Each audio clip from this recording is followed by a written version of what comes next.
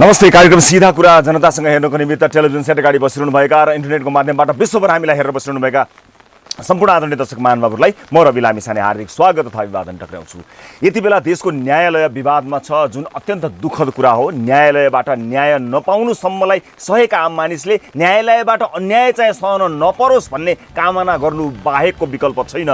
पछिल्ला दुई विवादास्पद निर्णयहरूको आलोचना यति बेला भइरहेको छ। एक, मादक पदार्थ सेवन गरी हाँकेको सवारीले किचेर सडक पेटीमा हिँडिरहेकी पैदल यात्रुको मृत्यु भएको मुद्दामा सवारी चालक पृथ्वी मल्लको रिहाई। दुई, आफ्नै श्रीमतीको क्रूर हत्या गरी सब समेत जलाउने पूर्व डिआइजी रञ्जन कोइरालाको रिहाई। ठ्याक्कै यिनै दुई घटनामा भन्दा पनि समग्र स्थितिबारे केही कुरा राख्न चाहन्छु। यो देशमा जहानीय राणा शासन थियो, त्यसको अन्त्य गर्न काङ्ग्रेसको स्थापना भयो। यो देशमा एकदलीय पञ्चायती व्यवस्था थियो, प्रजातन्त्र लगायतका माग र नागरिक अधिकारका लागि कम्युनिस्ट पार्टीको जन्महरू भयो। यो देशमा राजाको शासन फाल्ने, गणतन्त्र ल्याउने, धर्मनिरपेक्षता सङ्घीयता स्थापना गर्ने लगायतको उद्देश्यले माओवादी पार्टी खुल्यो। राणाहरूको अत्याचारले र जहानीय शासनले मुलुकलाई फाइदा गरेन भनेर राणा शासन पालियो। राणा शासनमा जनता प्राथमिकतामा परेनन्। राणाका भाइ भारदार नाता गोताकै वरिपरि सत्ता घुम्यो। जहानीय शासन भयो, परिवारवाद मौलायो। शक्तिका लागि जनताको मतलब गरिएन। आफन्त भाइ भतिजाहरूको रजाई भयो, रजगज भयो। त्यसैले राणाहरूलाई फाल्नै पर्ने भयो। सङ्घर्ष भयो, फालियो। निर्दलीय पञ्चायतले पनि दरबार नजिककाहरूलाई च्याप्यो। दरबारसँग नजिक भएकाहरूको उन्नति भयो। राजा र पञ्चायतले जे गरे पनि विरोध गर्न पाइएन। जनताको हक अधिकार प्राप्त भएन, स्वतन्त्रता प्राप्त भएन। जयगान स्तुतिगान गाउनेहरू बाहेकले दुःख पाए, त्यस विरुद्ध सङ्घर्ष भयो। प्रजातन्त्र आयो, संवैधानिक राजतन्त्र भनियो, बहुदल आयो। फेरि काङ्ग्रेस र कम्युनिस्टहरूले जनताको दुःख हर्न सकेनन्। गरिबको पीडा, अल्पसङ्ख्यकका पीडादेखि पिछडिएका नागरिकको दिन फेरिएन। भ्रष्टाचार बढ्यो, व्यतिथि मौलायो, आर्थिक उन्नति भएन र माओवादी आन्दोलन सुरु भयो। गरिबका लागि अधिकार, न्याय, समानता, पहिचान, अवसर भनियो। राणा फाल्न लाग्नेदेखि राजा फाल्न लाग्ने सम्मका सबैले जिते। हामीलाई सत्तामा पुर्याइदिनुहोस्, हामी यो देश बदल्छौँ भन्ने सबैलाई जनताले चान्स दिए। तर जहानीय शासनको विरोध गर्नेहरूको शासनमा पनि परिवारवाद नै हावी छ। निर्दलीय पञ्चायती व्यवस्थाको विरोध गर्ने शासनमा पनि नातावाद सहित चरम भ्रष्टाचार छ। राजतन्त्रको विरोध गर्ने र जरा समेत फाल्नेहरूको शासनमा पनि नातावाद, भ्रष्टाचार, व्यतिथि, विसङ्गति, अन्याय, अत्याचार, राज्य कोषको दोहन, देशको सम्पत्तिमा रजाई, आफन्त चाकडीबाजहरूलाई जागिर, उद्योग कल कारखाना सत्यानाश, अर्थतन्त्र भद्रगोल, न्याय निसाबको कन्तबिजोग छ। 2007 सालदेखि 2077 सालसम्मको यो 70 वर्ष पुरै वेस्ट भएन। आफ्नो मातहतमा आफ्नै मान्छे, आफ्नै भक्त, आफ्नै नातेदार, आफ्नै परिवारको सदस्य, आफ्नै जिल्लावासी, आफ्नै पार्टीको कार्यकर्ता, आफ्नै माइत ससुराली माओलीतिरका मान्छे भर्ना नगर्ने एउटा मन्त्री छ यो देशमा? छ कोही? अनि यो राणा शासन नभएर गणतन्त्र नेपाल हो त? नाम राख्दैमा हुन्छ, मेरो नाम बिल गेट्स राखेर म धनी हुन्छु। आफ्नै मान्छे भर्ना गरेर सरकारी कामकाज गर्नु भनेको कन्फ्लिक्ट अफ इन्ट्रेस्ट हो। यस्तो गर्न पाइँदैन। मेरो भाइ पिए, मेरो काकाको छोरालाई कुनै संस्थामा जिएम, मेरो भान्जा राजदूत, मेरो सालो सरकारी ठेक्कामा पाउने मान्छे, मेरो साथी डिजी, मेरो काकाको छोराको, भाइको सालोको, दिदीको, मामाकी छोरीको, आन्टीको, माइतीको, छिमेकीको, बिचको तल्लाको छेउको कोठा भाडामा बस्ने त्यो भाइको समेत कुनै न कुनै अवसर मिल्छ त्यो भाइलाई भने यो राणा शासन नभएर के हो? राणाहरूले आफ्नै भाइ भाइमा सत्ता बाँड्थे। आजका नेताहरू त गोरु बेचेको साइनो भएका समेतलाई ठ्याक्कै ठाउँमा राख्छन्। यो गणतन्त्र हो? यो देशका प्रमुख दल र तिनका पार्टीको भागभण्डामा संवैधानिक पदहरू भाग लाग्छन्। कोटा छुट्याएर राजनीतिक दलले आफ्ना न्यायाधीशको नाम सिफारिस गर्छन्। शक्ति केन्द्रको नजिक नहुनेले प्रधान न्यायाधीश हुन पाउँदैन, अख्तियार प्रमुख हुनै पाउँदैन, प्रमुख निर्वाचन आयुक्त हुन पाउँदैन, महालेखा प्रमुख हुन पाउँदैन। गाउँ टोलमा खसी काटेर भागभण्डा लगाए जसरी प्रमुख पदहरू भाग लाग्छन्। यहाँ राजनीतिक दलका कार्यकर्ता र हितैषीहरू जम्मा गर्न डम्पिङ साइट भएको ठाउँमा के अपेक्षा गर्ने? अब एउटा निकाय देखाउनुहोस् जुन स्वतन्त्र छ। शिक्षामा भर्ती, स्वास्थ्यमा भर्ती, एउटा सानोभन्दा सानो संस्थान, बोर्ड कर्पोरेसनको सानोभन्दा सानो पद पनि गिद्धले सिनो लुछे जस्तो आफन्त र कार्यकर्तालाई लुच्न दिइएको छ। यो जनताको शासन हो? विकासका नाममा आफन्तको डोजर व्यापार चलाउन छिरेका स्थानीय प्रतिनिधिदेखि सिंहदरबार जस्तो देशको ब्रेनमा छिरेका मन्त्री प्रधानमन्त्रीको कोही आफन्त बेरोजगार छ र छैनन्। के यो राणा शासन होइन, यो जहानिया शासन होइन?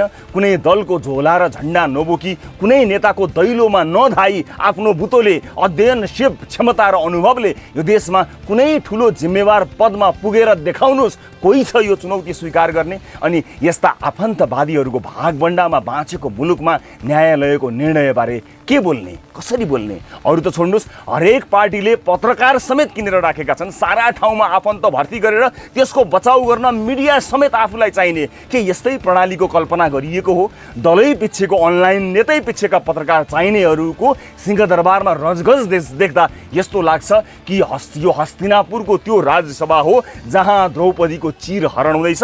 फरक यति हो कि यो युगको चिरहरणमा द्रौपदीको लाज बचाउन, त्यो युगको चिरहरणमा द्रौपदीको लाज बचाउन कृष्ण थिए।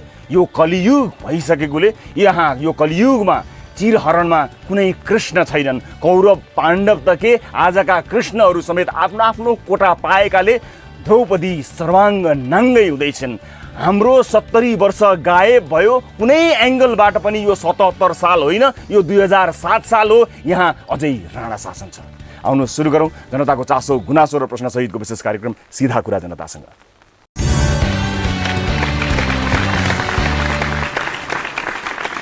ब्रेकपछि स्वागत छ सम्पूर्ण दर्शक महानुभावहरूलाई कार्यक्रम सीधा कुरा जनतासँग। आदरणीय दर्शक महानुभावहरू, हामी गण्डकी प्रदेशमा छौँ। सातै प्रदेशको यात्राको क्रममा गण्डकी प्रदेश आइपुगेका छौँ र यतिखेर म फेवातालको छेउमा उभिएर यो कार्यक्रम सञ्चालन गरिरहेको छु। बर्सातको समय छ, पानी परिरहेको छ। धेरै ठुलो बर्सात त छैन, तर भिजाउनका लागि पर्याप्त पानी परिरहेको छ। फेवाताल राति सुनसान त हुन्थ्यो नै हुन्थ्यो, तर वरपरका सबै ठाउँहरू अहिले सुनसान छन्। पर्यटकीय नगरी, सुन्दर नगरी पोखरालाई विशेष गरेर कोभिड-19 को यो महामारीले अनि लकडाउनले थला पारेको छ। त्यसबारेमा त आज कुरा गर्छौँ नै गर्छौँ आजको कार्यक्रममा।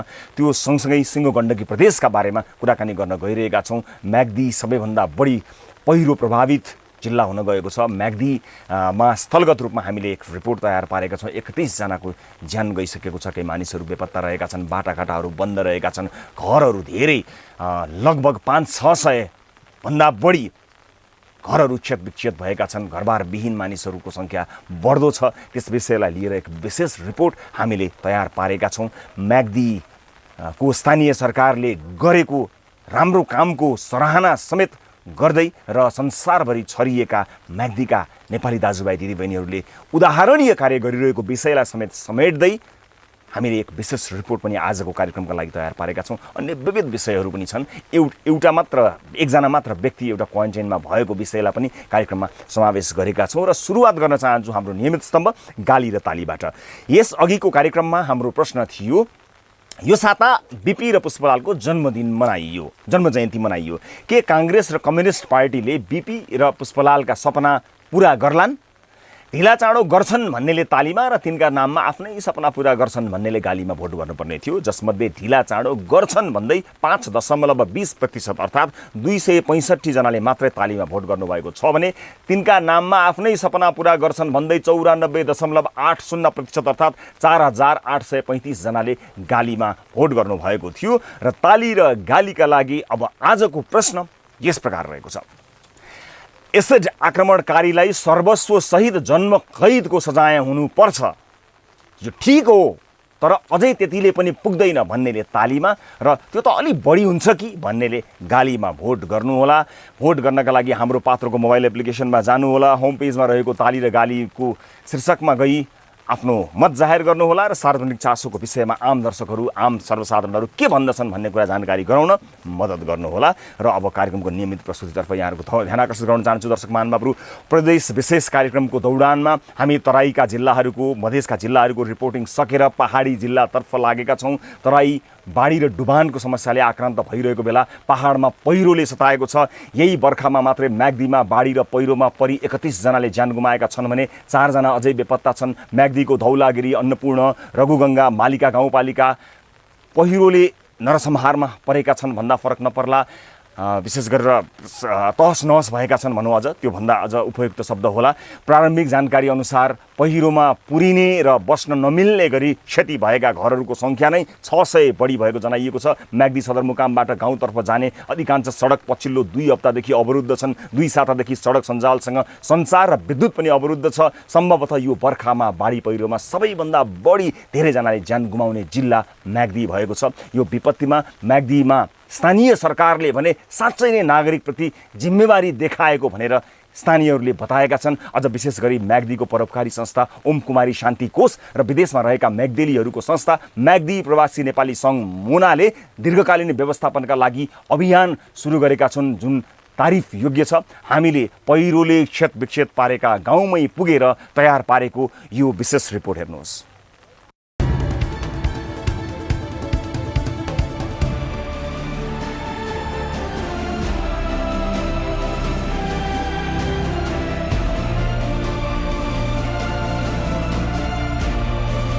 म्याग्दीको बेनी बजार छोडेर ग्रामीण भेगतर्फ लाग्दा लाग्दै पहिरोले बगाएका पहाडसँगै उजाडिएका बस्ती देखिन थाल्छन्।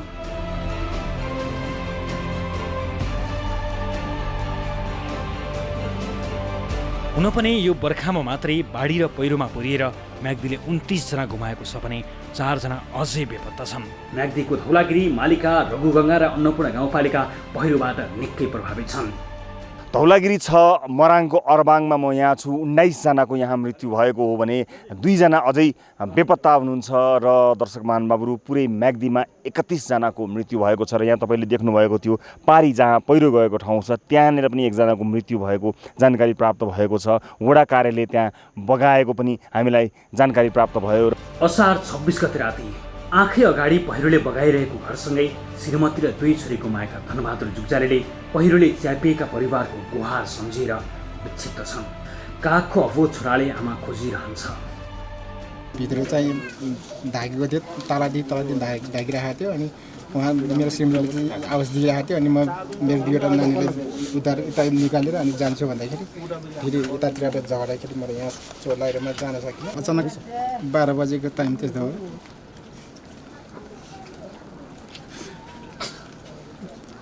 बचाउने अवस्था थियो सर। कोसिस गर्नु तपाईँले आफ्नो तर्फबाट? मलाई याद छोराको कारण मैले बचाउन सकिनँ। मेरो फ्यामिलीलाई मेरो श्रीमती 2 छोरी गयो। मलाई यहाँ चाहिँ चोटाको कारण मैले बचाउन सकिनँ। त्यो दिन गोठमा सुतेका सुमन जुगजाली पहिरोको आवाजले झस्किँदा आमा, भाउजू र 2 छोराछोरी पहिरोले कहिल्यै नभिउच्ने गरी लगिसकेको थियो। लाइटसम्म निक्लिँदाखेरि बहिनीले चिचाइरहेको थियो। हावाले तल पुऱ्याइदिएर चाहिँ बहिनीलाई ल्याएँ। अनि उल्तिरको अङ्कलको छोरा नि पहिरोले बगेर त्यहीँ मेरो छेउमा ल्याइ पुऱ्याएको थियो। उसलाई पनि निकालेँ। 2वटा लुगा सेपमा ठाउँमा राखेर नि गएको। घर पुरिसकेछ। हेर्दा हेर्दै अब प्रेस गरिदियो, सकिएन। अब ऊ अङ्कलहरू उठै भाग्नुभयो। म नि 2टा भाइ र बहिनीलाई समातेर भागेँ म पनि। फेरि माथि फेरि थप आउनु सुरु गरेँ। कतिजना त्यहाँ पर्नुहुँदैछ? 4 जना? 4 जना छ। को पर्नु? मेरो आमा अनि मेरो भाउजूको 2वटा बच्चा। धौलागिरी 6कै चन्मती कामीकी बुहारी र 3 नाति नातिनालाई घर पछिबाट आएको पहिरोले गुहार माग्न समेत नदिने लियो। छिनभरमै खण्डहर बनेको घरमा उनको एउटा पुस्ताको विलय भएको थियो।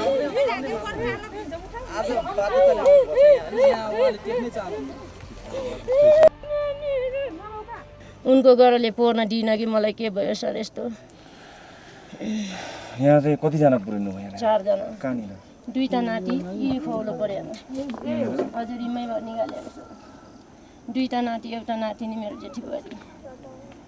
4 जना यहीँ अगाडि? 4 जना यहीँ अगाडिबाट। म त त्यहाँदेखि बिहान आएर चिल्ला नै घुम्दै गरेँ। त्यहाँदेखि म यहाँ आनै सक्दैन सर। एकदम बामबुम पुर्याएको थियो गरे। अब कति बेला 4 बजीतिर पुर्याएको होला। ती घरेमै सुने भए म चिल्लाने कराने गर्दा केही सुन्निनँ।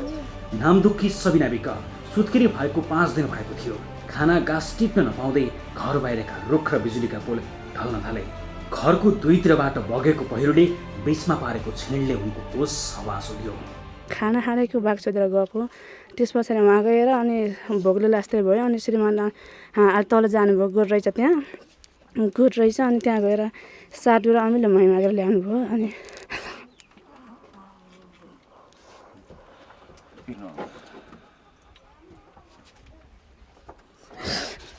लगाएको लुगामा पानीले भिजेर केही पनि थिएन, बच्चा नि भिजेको, म नि भिजेको थिएँ। अनि हामीले मैरा सातु खाएर बस्यौँ। अनि ठाउँसर म्यामलाई फोन गरेँ, मेयरलाई, गाउँपालिका मेयरलाई। अनि त्यस पछाडि हेलिकप्टर आउँछ भन्नुभयो। दिनभरि पर्ख्यौँ, भोकै पर्ख्यौँ, तर त्यो दिन बाटो आकाश खुलेन।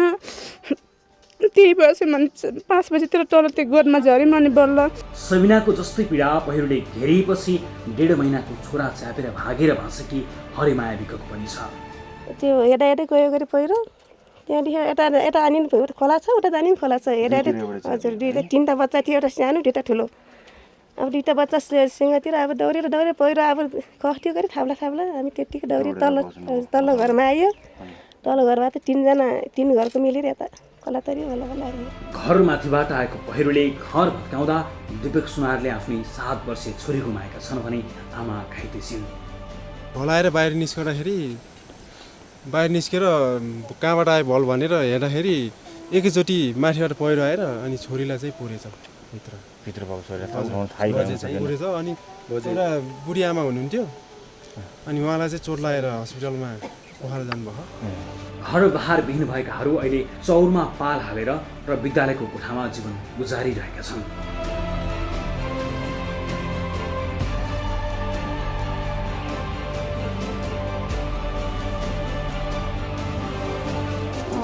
मभन्दा माथि एउटा होटल थियो, त्यो होटलको भाइले उठाना थियो, त्यो भाइले गर्दाखेरि बाँच्याम, न त घरसर सबै बगायो।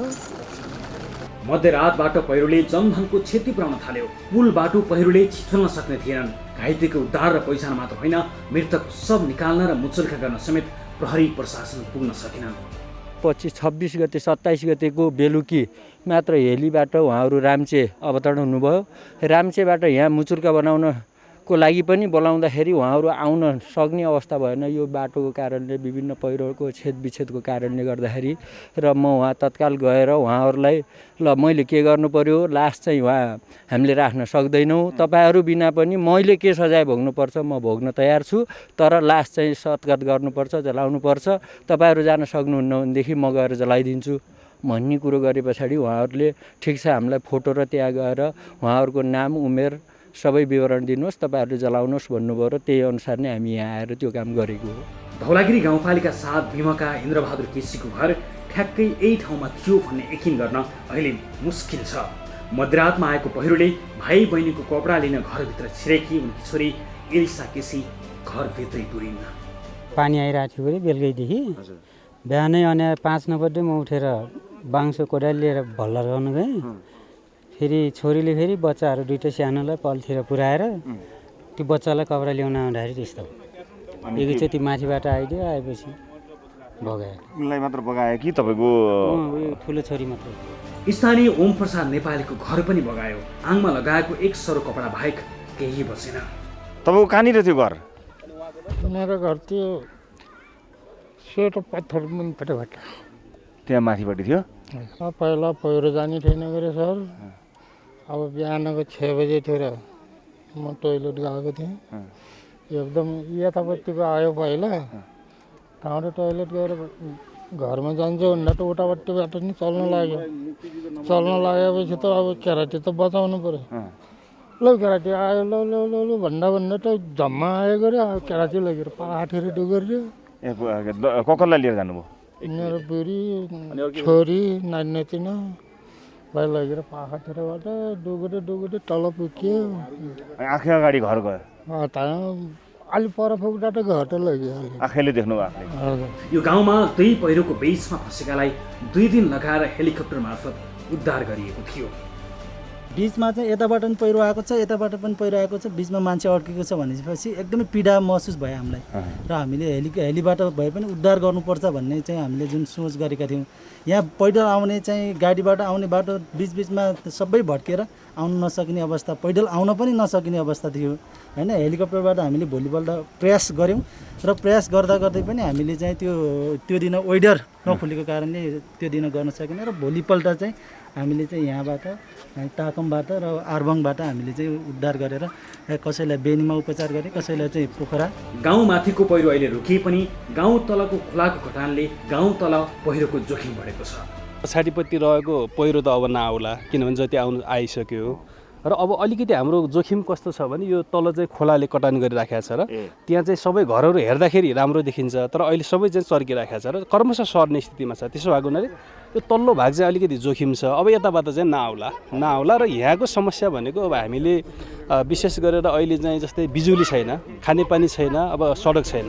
पहिरो गएको रातिदेखि नै 24 घण्टा खटिएका स्थानीय जनप्रतिनिधिहरूले विस्थापित परिवारलाई खाली भएका घर, विद्यालय, सरकारी भवन तथा खाली चौरमा पाल हालेर व्यवस्थापनमा सक्रिय छन्। आफन्तहरूको रित्तै घरहरूमा बस्नु भएको छ अनि कुनै चाहिँ स्कुलमा बस्नु भएको छ भने कुनै सामुदायिक भवनहरूमा बस्नु भएको छ। उहाँहरूलाई चाहिँ अहिले तत्काल रासन पानीको व्यवस्थापन भन्दा पनि हामीले स्वस्थ खानेपानी र सरसफाइ सहितको स्वस्थ टोयलेट सहितको आवासको व्यवस्थापन कसरी गर्ने भनेर हामीले योजना बनाउँदैछौँ। हाम्रो प्राविधिक टोलीहरू खटिनु भएको छ। गाउँपालिकामा सडक, सञ्चार, विद्युत अभाव भएपछि गाउँपालिकाका उपाध्यक्ष सदरमुकामबाट राहतको व्यवस्थापन गरिरहेका छन्। म्याग्दी जिल्ला फर घर बहार विहीन भएका करिब 600 परिवारलाई म्याग्दी प्रवासी नेपाली सङ्घ मोनाको पहलमा जग्गा व्यवस्थापन गरी घर निर्माण गर्ने अभियान सुरु गरेको ओम कुमारी शान्ति कोषका अध्यक्ष राजेश श्रेष्ठ बताउँछन्। जति पनि चाहिँ विपदमा पर्नुभयो, जति पनि घर गुमाउनु भयो, परिवार गुमाउनु भयो, उहाँहरूले सबैसँग सहकारी गरेर यहाँ लायन्सले पनि अलिक इन्ट्रेस्ट देखाइरहेको छ।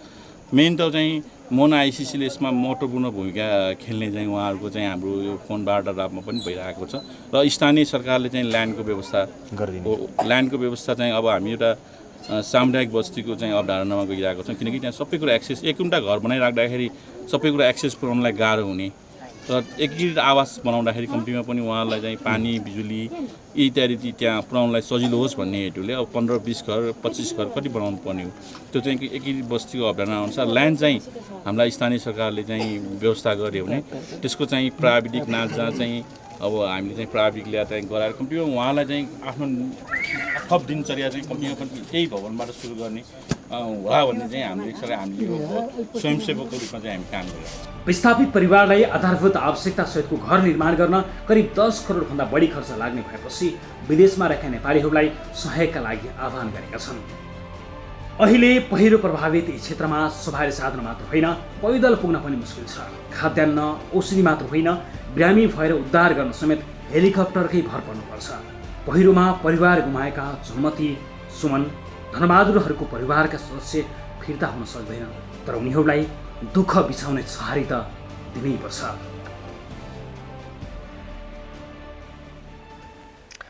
र दर्शक महानुभावहरू, म्याग्दीको यो अवस्था यहाँहरूले यस रिपोर्ट मार्फत देख्नुभयो र म यो पनि जानकारी गराउन चाहन्छु कि स्थानीय निकायहरूले जुन तदारुकता देखाएका छन् त्यसलाई लिएर स्थानीयहरूले निकै प्रशंसा गरेका छन्, तर समयमा प्रहरीहरू नआएको, सुरक्षाकर्मी नआएको गुनासो सायद रिपोर्टमा पनि समेटिएको हुनुपर्दछ। तपाईँले हेर्नुभयो होला र हामीलाई धेरै मानिसले यो पनि बताएका थिए।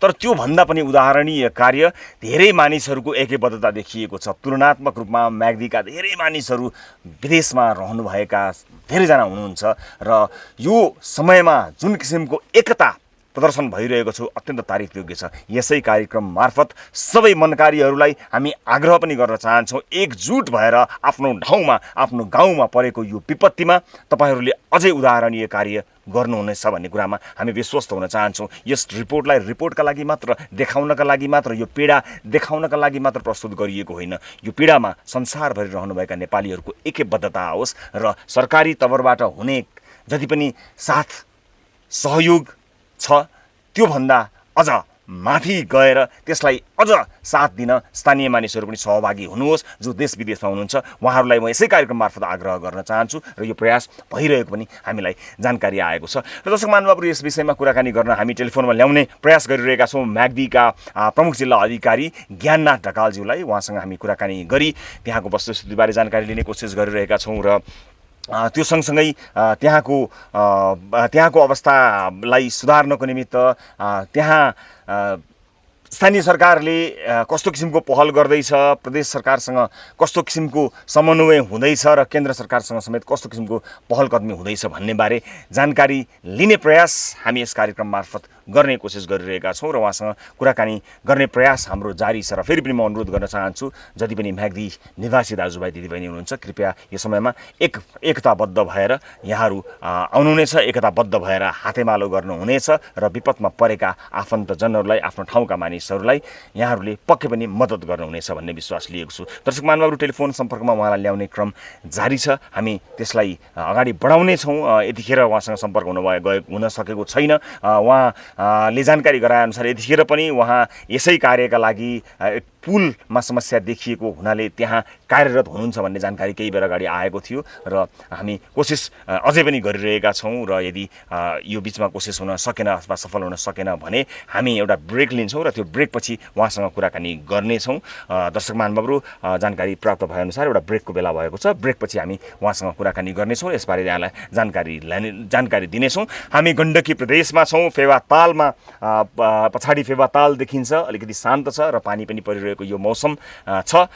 न्युज 24 टेलिभिजनमा यतिखेर तपाईँ हेरिरहनु भएको छ कार्यक्रम सिधा कुरा जनतासँग। अहिले एउटा ब्रेक लिन्छौँ, ब्रेकपछि हामी अन्य जानकारी अन्य रिपोर्ट यहाँहरू समक्ष प्रस्तुत गर्नेछौँ।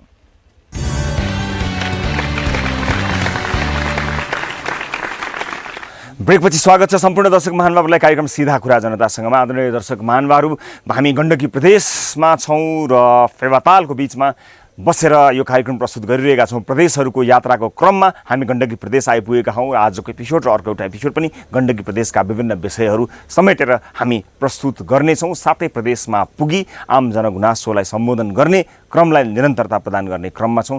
कार्यक्रम सुरु गर्दा परेको पानी अलिकति घटेको छ, अलिक कम देखिएको छ। फेवातालको बिचमा छौँ। यो फेवाताल अत्यन्त शून्य छ। यो मात्र होइन, पर्यटन नगरी सुन्दर नगरी पोखरामा लकडाउनका कारणले गर्दा एकदमै यो ठाउँ थलाप परेको छ। त्यसबारेको रिपोर्ट त बाँकी नै छ, तर त्योभन्दा पहिला अर्को एउटा रिपोर्ट यहाँ प्रस्तुत गर्न गइरहेको छु। दर्शक महानुभावहरू, पोखरा गण्डकी प्रदेशको राजधानी हो। हामीले केन्द्रीय स्टुडियोबाट कार्यक्रम सञ्चालन गरिरहँदा पनि यो ठाउँका धेरै विषयहरू समेटिएका छन्, तुलनात्मक रूपमा अन्य ठाउँहरूका भन्दा जस्तै अथवा बढी। अहिले पोखरामा आउँदा हामी रहँदा समेत हामीलाई गुनासो गर्नेको सङ्ख्या धेरै नै भेटियो। हामी बसेकै ठाउँमा आएर गुनासो सुनाउनु हुने अधिकांशको समस्या जग्गा हालसाविक नभएको, बैंक तथा सहकारीले ब्याजका लागि दबाब दिइरहेकोदेखि पोखरा विश्वविद्यालयले 11 महिनादेखि उपकुलपति नपाउँदा र अन्य विभिन्न पदाधिकारीहरू नपाउँदा विद्यार्थीहरूको पठन पाठनमा भएको समस्यासम्मका विषयहरू आएका छन्। हामीले यिनै विषयहरूलाई समेटेर एउटा रिपोर्ट पनि तयार पारेका छौँ र विशेष गरेर पोखरा विश्वविद्यालयका विषयको रिपोर्टलाई आगामी कार्यक्रमहरूमा निरन्तरता दिने अथवा फलो गर्ने निधो समेत हामीले गरेका छौँ र अन्य विभिन्न समस्याहरू हामी माझ आएका थिए। ती समस्याहरूलाई समेटेर हामीले एक विशेष रिपोर्ट तयार पारेका छौँ। हामी यहाँहरूलाई यो विशेष रिपोर्ट पनि प्रस्तुत गर्दैछौँ र आजको कार्यक्रममा हामी गण्डकी प्रदेशका मुख्यमन्त्रीसँग कुराकानी गर्ने प्रयास पनि गर्नेछौँ केही बेरपछि कार्यक्रममा। तर त्योभन्दा पहिला यो रिपोर्ट हेर्नुहोस्।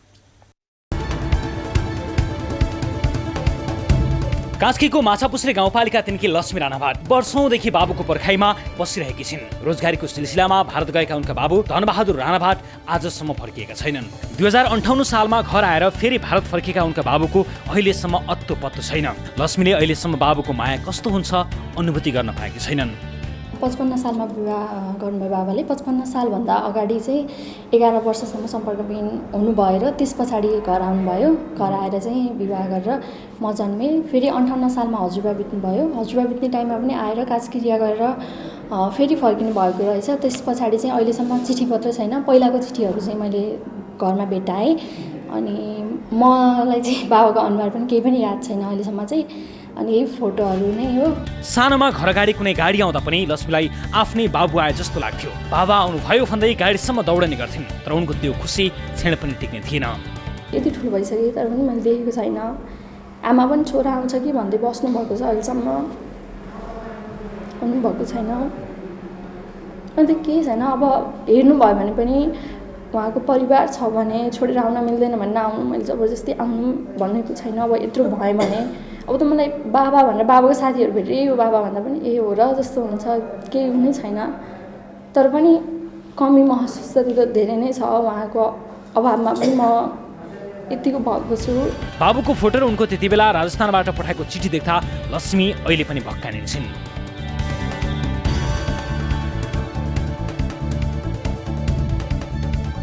बाबा अझै पनि आमाले बाटो हेरेर बस्नु भएको छ। सानैदेखि घरमा गाडी केही बाटोमा आउँदा पनि कुद्दै जान्थे बाबा आउनुभयो कि भन्दै।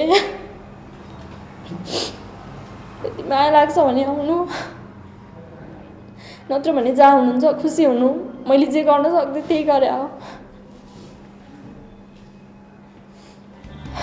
पोखरा महानगरपालिका वडा नम्बर 33 का नवल सिंह विश्वकर्मा 19 वर्षदेखि छोरा खोज्दै बसिरहेका छन्। उनका छोरा कुम्बहादुर विश्वकर्मा 2046 सालदेखि खाडी मुलुकमा रोजगारीका लागि गएका थिए, तर 2058 सालबाट उनी सम्पर्कविहीन भए। 2059 सालमा उनले आत्महत्या गरेको भन्ने खबर आयो। उनको भनिएको डेथ सर्टिफिकेटमा उनको नाम र पासपोर्ट समेत मिल्दैन, तर परिवारले न उनको सब नै बुझ्न पाए न त्यसपछि उनको कुनै खबर नै आयो। 58 सालमा पहिली फेरा कम्पनी छोडेर गयो भन्यो, 59 सालमा तेरो छोराले आत्महत्या गर्यो भन्यो। अनि आत्महत्या गरेर अब लासले त भन्दा लास एयरपोर्टले फालिदियो भन्यो। त्यहाँबाट मैले यहाँ केही राजदूतसँग केस पनि चलाएँ।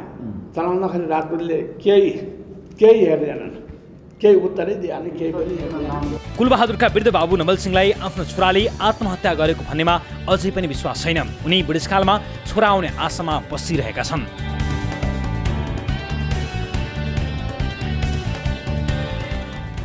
त्यस्तै पोखरा फुलबारीका लक्ष्मण वास्तुला लकडाउनको समयदेखि बेपत्ता छन्। जेठ 21 गतेबाट सम्पर्कविहीन भएका उनको खोजीका लागि परिवारले सबै उपाय लगाए, तर हालसम्म पनि फेला परेका छैनन्।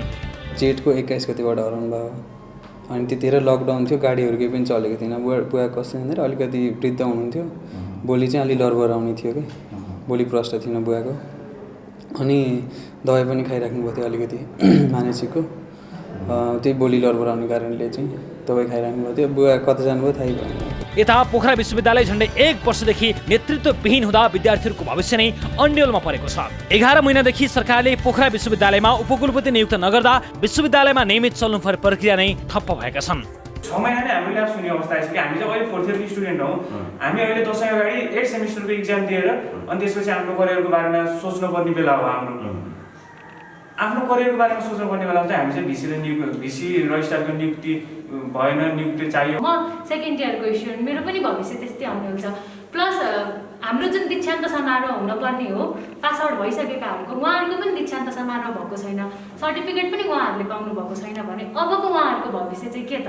एउटा प्राविधिक शिक्षा दिएर एउटा दक्ष जनशक्ति उत्पादन गर्ने विश्वविद्यालय एउटा शिक्षा क्षेत्र बन्न पर्ने ठाउँमा राजनीतिको भागभण्डाको थलो बन्दै गयो भने चाहिँ विश्वविद्यालय उकास्न त सकिँदैन होला नि त, त्यो त गाह्रो होला। 11 महिनासम्म पनि कलेजले भिसी नपाउनु भनेको त अलिकति लाजमर्दै कुरा हो। जबकि एउटा सँगै चाहिँ एउटा निमित्त भिसी ट्यु र यहाँ हाम्रो पोखरा युनिभर्सिटीमा भएको थियो र त्यसपछि चाहिँ ट्युले पायो एउटा, तर चाहिँ पोखरा विश्वविद्यालयले चाहिँ अहिलेसम्म पनि एउटा चाहिँ राजनीतिको चाहिँ एउटा शिक्षा क्षेत्रमा राजनीतिले चाहिँ कतिको चाहिँ प्रभाव पारेको छ भन्ने कुरा चाहिँ ज्वलन्त उदाहरण चाहिँ दिएको छ। सरकारले उपकुलपति नियुक्त गर्न कुनै चासो नदेखाएपछि विद्यार्थीहरूले ऋणी अनसनदेखि चरणबद्ध शान्तिपूर्ण आन्दोलनका कार्यक्रम गर्दै आएका छन्, तर पनि उपकुलपति नियुक्तिका लागि कसैको ध्यान पुगेको छैन। पोखरा महानगरपालिका वडा नम्बर 17 का झन्डै 500 व्यक्तिहरूले वर्षौंदेखि आफ्नो नाममा भएको, कर तिर्दै आएको र भोगशरण गर्दै आएको जग्गामा पनि हालसाबी गर्न पाएका छैनन्। 500 भन्दा बढी मानिसहरूको नाममा रहेको जग्गा पुग्दैन भन्दै एउटै प्लटमा नापी गरिएपछि जग्गाधनीहरू आक्रोशित भएका छन्। सबै ठाउँ बसेर खुन पसिना बेचेर पाएको पैसालाई सानो सानो टुक्राहरू 4 आना 5 आना जग्गा किनेर घरबास बनाऊ कि भनेर लिएको जग्गाहरू आज न झेक्का प्राप्त भएको छ, न उनीहरूले त्यसलाई उपयोग गर्न सक्ने अवस्था छँदै छैन, भएको छैन। अहिले त्यसलाई त कहीँ धितो बन्नका मान्छे छैन, घर बनाउनु पनि पाइएको छैन, कसैको व्यवहारिक समस्यालाई टार्नका लागि किनबेच गर्न नि पाइएन। यो खोलामा खसेको किता खोलामा देखाऊ, कुन किता पर्दो खोलामा देखाइदेऊ, र जसको जग्गा चाहिँ नि खोलामा खोलो देखाइदेऊ, जसको जग्गा तपाईँको सरकारीमा छ, सार्वजनिक हो, सरकारीको जग्गा हो, त्यो किताब त्यो देखाइदिनुहोस्। जसको हाम्रो व्यक्ति लाल पूर्जाको हामीलाई हस्तान्तरण दिनुहोस्। सेती नदीको कटानले केही जग्गा नपुग्ने सरकारी पक्षको दाबी छ। यदि त्यसो हो भने कटान परेको भाग छुट्याएर अन्य जग्गालाई हालसाबी गरिदिन जग्गाधनीहरूको माग छ। त्यस्तै फेवाताल छेउमा रहेको फाँटमा समस्या उस्तै छ। 2066 सालदेखि रोक्का रहेको उक्त जग्गाको विषयमा 2069 सालमा सर्वोच्च अदालतमा मुद्दा परेको थियो। सर्वोच्चले सरकारी जग्गा बाहेक अन्य जग्गा कि मुआवजा तिरेर अधिग्रहण गर्नु कि फुकुवा गर्नु भन्ने आदेश दिएको छ, तर 2000 रोपनि जग्गाको छिनोफानो अझै नभएको भन्दै स्थानीयले गुनासो गरेका छन्। यिनीहरूले रोक्का राख्दा नि जनतालाई जग्गाधनीलाई थाहै दिएन र सर्वोच्च मुद्दा हाल्दा पनि जग्गाधनीलाई थाहै छैन। त्यसपछि जग्गाधनीले त्यसको डिफेन्समा चाहिँ उनीहरूले नि आफ्नो गरेपछि सर्वोच्चले के भन्यो भने व्यक्तिको लालपुर्जा भएको जग्गातिर भएको जग्गालाई सरकारलाई चाहिने जग्गा अधिग्रहण गरेर उचित मुआवजा दिएर ल्याऊ र आवश्यक नपरे अविलम्ब फुकुवा गर भन्ने सर्वोच्चले निर्णय गर्यो 1.5 वर्ष अगाडि निर्णय छ मसँग निर्णय गरेपछि पनि त्यसै कुरालाई अल्झाइ राखेर अहिलेसम्म मेयरलाई नगर विकासको अध्यक्ष पनि मेयरलाई अब यो जग्गा फुकुवा गर्नु पर्यो भन्दा त्यसै राजनीतिक हिसाब हुन्छ के हुन्छ। त्यस्तै पोखरा 14 का स्थानीयले 2600 कुलोले अत्याधिक कटान गर्दा बस्ती नै खतरामा परेको गुनासो गरेका छन्। पहिले सिँचाइका लागि बनाएको कुलोबाट अहिले हाइड्रो पावरले मापदण्डभन्दा बढी पानी पठाउने गरेकाले कुलोले धेरै कटान गरेको र बस्ती नै डुबानमा परेको उनीहरूको गुनासो छ। यस विषयमा विभिन्न निकायमा जानकारी गराउँदा पनि कुनै सुनाइ नभएको स्थानीयको आरोप छ। भन्दाखेरि चाहिँ कुलो भनेको छ, कुलोमा आएको पानी चाहिँ कुलोमा पानी सानो आउँछ सबैले थाहा छ, तर कुलो नभइकन खोलाको रूपमा पानी हालिदिन्छ सिँचाइले भन्दाखेरि चाहिँ। तर हाइड्रोको कारणले बढी पानी ल्याउने र हाइड्रोलाई पानी चाहिन्छ भने हामीले उहाँहरूलाई टोनेल बनाएर लानुहोस् भन्दा उहाँहरू लानुहुन्न। अनि उहाँहरूसँग बसेर कुरा गरौँ र यो भुचे चाहिँ रोकथाम गरिदिनु पऱ्यो कि त कुलोको रूपमा पानी पठाउनुहोस् यहाँ, होइन भने खोलाको रूपमा पानी नपठाउनुहोस् भन्दा उहाँहरू पनि मान्नुहुन्न। जहाँ गए पनि केही नि सुनवाई नै हुन्न कि कुरा घुमाउने। अब महानगरपालिका गयो परदेशमा जाओ भने परदेशतिर गयो भने फेरि महानगरपालिकातिर दोष लाउने, यो दोषारोपण मात्रै भयो कि हाम्रो के उसले जोखिम कति छ भन्ने कुरो फिल्डमा गर्नु नहेर्ने, यत्तिकै घुमाउने कुरा मात्रै भयो कि। दर्शक महानुभावहरू, विभिन्न प्रदेशहरूमा भ्रमण गर्ने क्रममा हामीले जानकारी पाएको एउटै कुरा यो हो कि आम नागरिकले भोगेका पीडाहरू एकातिर छन् र राष्ट्रिय राजनीतिले देखाएको चासो अर्कोतिर छ। यो दुईटा बीचको चाँजो पाँजो तालमाल कहीँ कतै पनि मिलेको हामीले पाएका छैनौँ। हरेक ठाउँमा मानिसहरू आम दैनिकी चलाउनको निमित्त विभिन्न किसिमका समस्याहरूसँग सिङ्गौरी खेलिरहेका छन्। स्थानीय प्रशासनमा भएका विभिन्न व्यथितिहरूको शिकार भएका छन्, ठगीको शिकार बनिरहेका छन् र आम सर्वसाधारण भुइँ मान्छेहरूको समस्यालाई देशको नेतृत्वले समस्या नै मानेको छैन। त्यसबारे कहीँ कतै सम्बोधन नभएको स्पष्ट देख्न सकिन्छ। यो अवस्थामा पनि लकडाउन भर्खर खुलेको अवस्थामा पनि र कोरोनाको त्रास रहेकै अवस्थामा पनि न हामीले खुलेर आउनुहोस् हामी आयौँ भनेर खुलेर भन्न सक्यौँ, न आम सर्वसाधारणहरू नै खुलेर खोइ कहाँ हुनुहुन्छ हामी आयौँ भनेर भन्न सक्यौँ। यो बिचमा मिलाएर भेटघाट गर्दाखेरि पनि यति गुनासोहरू आइरहेका छन् भने सम्झनुहोस् गुनासोहरू कति धेरै छन् होला आम नागरिकका। तर त्यसलाई सम्बोधन गर्नुतर्फ नसोचेर अथवा राष्ट्रको त्यो प्राथमिकतामा त्यो नपरेको देखेर हामी अचम्बित चाहिँ जरुर भएका छौँ। खैर, अब अर्को विषयतर्फ लिएर जान चाहन्छु दर्शक महानुभावहरू। यो बहुत महत्त्वपूर्ण, अत्यन्त महत्त्वपूर्ण विषय हो। यहाँबाट यो पोखरा फेवातालको बिचमा बसेर कार्यक्रम सञ्चालन गरिरहँदा विशेष गरेर पोखरा नेपालको पर्यटन धामेको मुख्य सहरमध्ये एक हो, तर अहिले पोखरा सुनसान छ। विदेशी पर्यटकले खचाखच हुने यहाँका होटल रेस्टुरेन्टदेखि तालका डुङ्गा, तालमा चाहिँ डुङ्गा चलाएर जीविकोपार्जन गर्ने सम्मका सम्पूर्ण पर्यटन व्यवसाय ठप्प छन्। लकडाउन खुलेसँगै व्यवसायहरू खुलेका त छन् फाटाफुट्ट, तर पर्यटक छैनन्। पर्यटन व्यवसायीहरू हात उठाउने अवस्थासम्म आएका छन्। यहाँका व्यवसायीको मुख्य समस्या भनेको महँगो घर भाडा, बैंक लोन अनि कर्मचारीको तलब सुविधा। अहिले धेरैजनाले रोजगारी गुमाएका छन् भने व्यवसायी पलायन हुने अवस्थासम्मको स्थिति छ। कर्मचारीहरू साहुको मुख हेरिरहेका छन् अनि साहुहरू सरकारको बाटो हेरिरहेका छन्। एक अर्काको अनुहार हेरेर पर्यटक कुर्नुको विकल्प नै छैन। हामीले केही व्यवसायीहरूलाई भेटी तयार पारेको यो विशेष रिपोर्ट हेर्नुहोस्।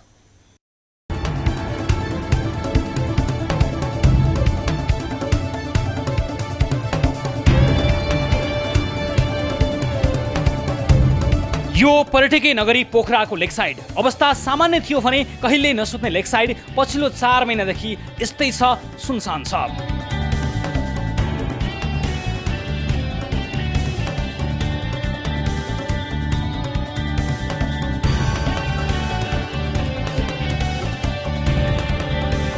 कोरोना महामारीसँगै सरकारले गरेको लकडाउनका कारण बन्द भएको लेक साइड अहिले खुल्न त खुलेको छ, तर यहाँ डुल्ने घुम्ने कोही देखिँदैनन्।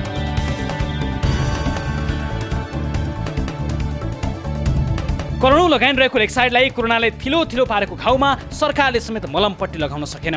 हुन त सरकारले कर घटाइरहेको छैन, उहाँहरूलाई कर लिएको छ, तर त्यो मान्छे छोडेर गयो भने त आखिर पानी बत्ती त घरकै घरलाई तिर्नुपर्छ। त्यो भएको कारणले अहिले चाहिँ कमसेकम जनप्रतिनिधिले गएर चाहिँ एउटा कार्यक्रमै गरेर भाडा घटाइदिनुहोस्, तपाईँले यो बेला घट्न मिल्ने छ घटाइदिनुहोस् र भोलि वातावरण सुध्रिएपछि भोलि भाडा तिर्ने गरी छोडिदिनुहोस् र मात्रै तपाईँको होटल व्यवसाय भोलि चाहिँ वातावरण सुध्रिए चल्छ भनेर त्यो खालको दबाब दिनुहोस् भनेर मैले भनेको, त्यहाँ चाहिँ सुनवाई भयो।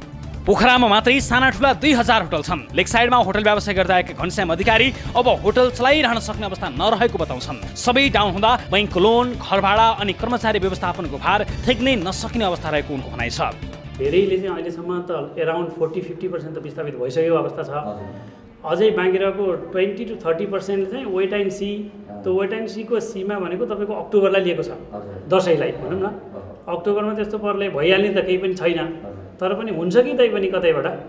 जस्तो अब भूकम्पको पछि चाहिँ त रिभाइभ भइसकेको थियो होइन, त्यति धेरै समय लागेको थिएन।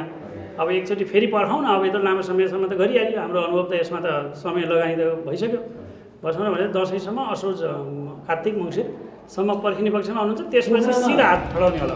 30 वर्षदेखि ट्रेकिङ व्यवसाय गर्दै आएका इन्द्रमान चौहान अहिले कार्यालयको सबै सामान घरमा थन्काएका छन् अनि 90 लाख बढीको सामान भएको पसल सञ्चालनमा आउन सकेको छैन। यही समस्या पोखरामा सञ्चालित 150 भन्दा बढी ट्रेकिङ व्यवसायको हो। एउटा ट्रेकिङ अफिस त मेरो विस्थापित भएर मैले घरमा लगेर आइसकेँ। सबै कम्प्युटर हाम्रो सबै फोनहरू अब विभिन्न अफिस डकुमेन्टहरू होइन। त्यो यो पसलको हकमा चाहिँ मैले कस्तो भने त्यो लग्यो भने सामान सबै ड्यामेज हुन्छ। अब 2-3 महिना हेरौँ, अनि भएन भने त्यसपछि चाहिँ लानै पर्छ। पर्यटकीय सवारीको व्यवसाय गरिरहेका गोपाल भुसाल अब घरधनीलाई सरकारले र व्यवसायलाई घरधनीले हेर्नुपर्ने बताउँछन्। भूकम्पलाई पनि हामीले रिहाइभ गर्नै क्रममा तपाईँको फेरि इन्डियाले नाकाबन्दी लगाइदियो। नाकाबन्दीको चरम एउटा चाहिँ विकट पार गरेर हामी यहाँसम्म के आउँदै थियौँ। अब त राम्रो हुन्छ होला भनेर हामीले सोध्दै गर्दाखेरि तपाईँको फेरि यो कोरोनाको चाहिँ प्रभावले, यो त कोरोनाले त सर धेरै मान्छेहरू तपाईँको ड्रामेटिक चेन्ज हुँदैछ। हेर्नुहोस्, यहाँ तपाईँको मान्छेले जे सोचेको छ नि त्यो हुँदै छैन। जे कल्पनाभन्दा बाहिर मान्छेले कल्पनै गरेका छैन नि। भर्खर व्यवसाय सुरु गरेका युवा उद्यमी आम समस्याका बीच पनि भर्खर हेरेको अवस्थामा छन्। कफी व्यवसाय मनिषा अधिकारी बैंक र घर भाडाको दबावले 1 महिनादेखि आधा सटरमा व्यवसाय चलाइरहेकी छिन्।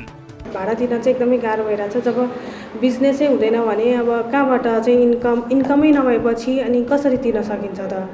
त्यही भएर चाहिँ भाडा तिर्न चाहिँ एकदमै गाह्रो भइरहेछ। अहिले चाहिँ 1 महिना भयो बल्ल हामीले आधी सटर खोलेर चाहिँ स्टार्ट गर्न थालेको, तर दिनमा 2-3 हजार पनि हुँदैन।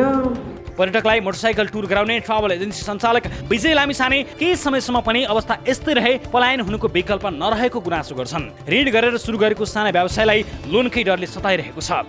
मोटरबाइक टुरिङ गराउँथे फरेनरहरूलाई, र यो कोरोनापछि चाहिँ अफिस पनि बन्द छ, जागिर पनि छैन, र मैले ठुलो लगानीमा अब बाइकहरू किनिरहेको थिएँ। अब त्यसको ब्याज किस्ताहरू तिर्न नसकेको कारणले गर्दाखेरि समस्या भएको छ। कति जति लगानी भएको छ होइन? हजुर, किस्ता कति आउँछ महिनाको मैले 1 लाख रुपियाँ तिर्नुपर्ने हुन्छ। लगानी चाहिँ 50-60 लाख गरेको छ। उनीहरू प्रतिनिधि पात्र मात्रै हुन्। सधैँ सुन्दर पोखरा लकडाउनमा झनै सुन्दर त बनेको छ, तर सुन्दरतामा रमाउने कोही छैनन् अनि घुमाउने बिलक बन्दमा छन्।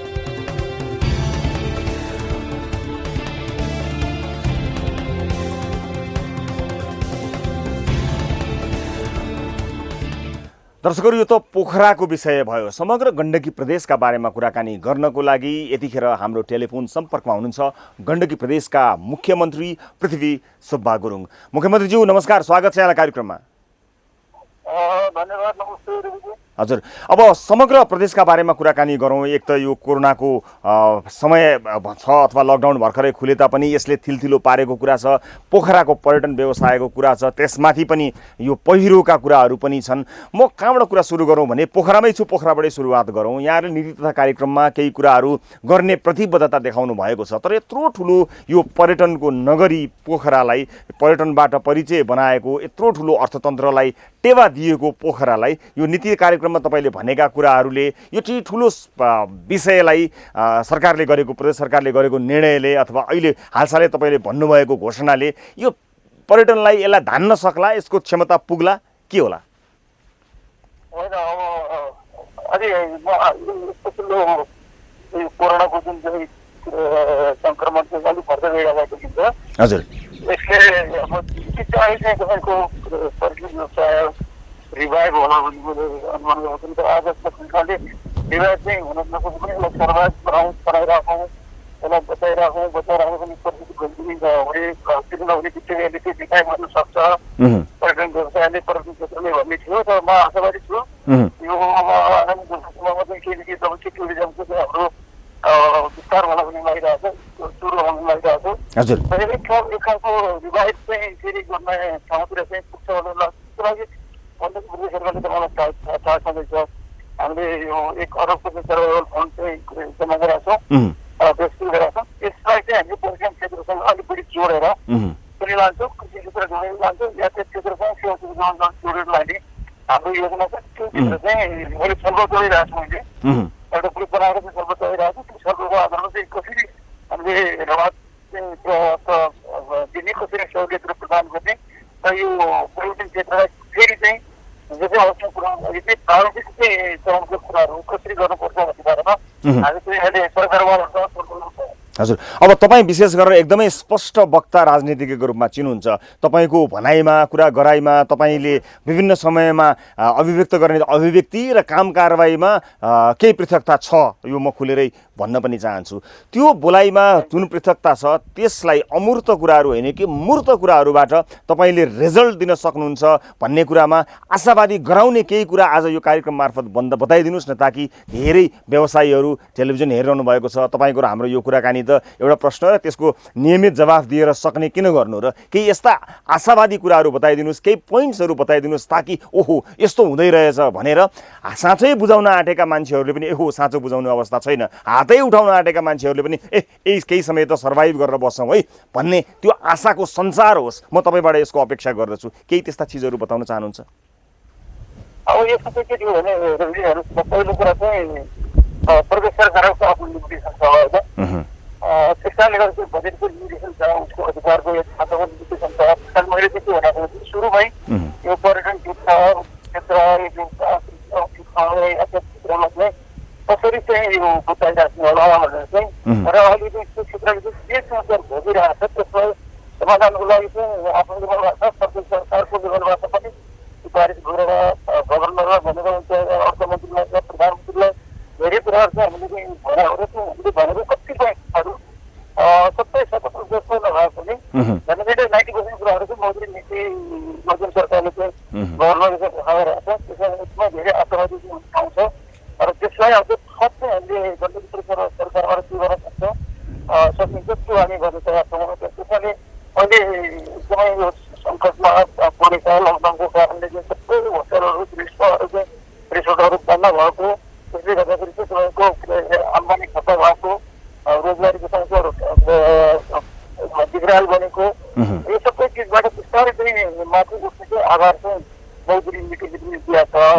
प्रदेश सरकारले चाहिँ आफ्नो चाहिँ लेभलबाट चाहिँ तपाईँको भन्दा छिटो भनेको 1 अरबको बाँकी चाहिँ पर्यटन क्षेत्रसँग उद्योग क्षेत्रसँग कृषि क्षेत्रसँग जोडेर अरू चाहिँ कुरासँग जोडेको चाहिँ कुराहरू पनि हामीले ल्याएका छौँ।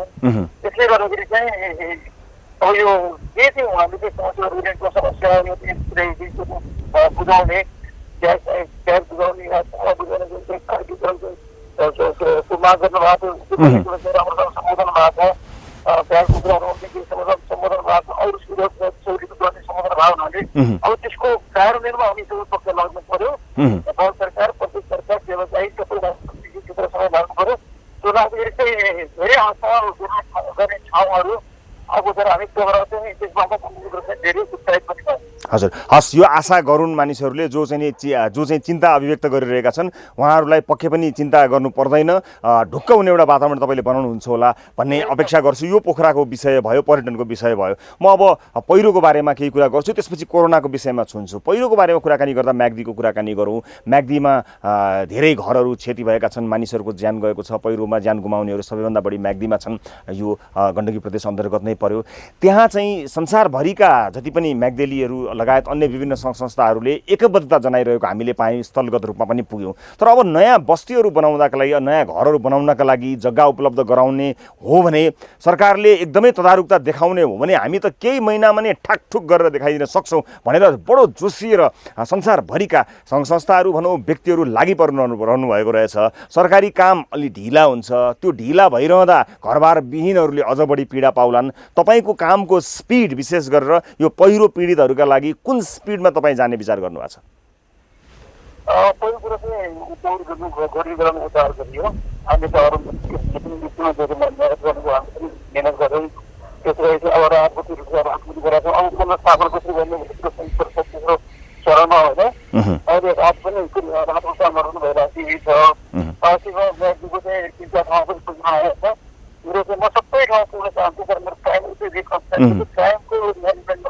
होइन ठिक छ, तपाईँको सिस्टम पुगे भइहाल्यो नि। तपाईँ नै पर्सनल्ली पुग्नुपर्छ भन्ने के छ र? तपाईँको सिस्टम पुगोस् न। त्यस कारणले मैले चाहिँ सबै हाम्रो मन्त्रीहरू अन्तरिम मामला मन्त्री या सांसद मन्त्री उहाँलाई पनि मैले खटाइरहेको छु भनिरहेको छु।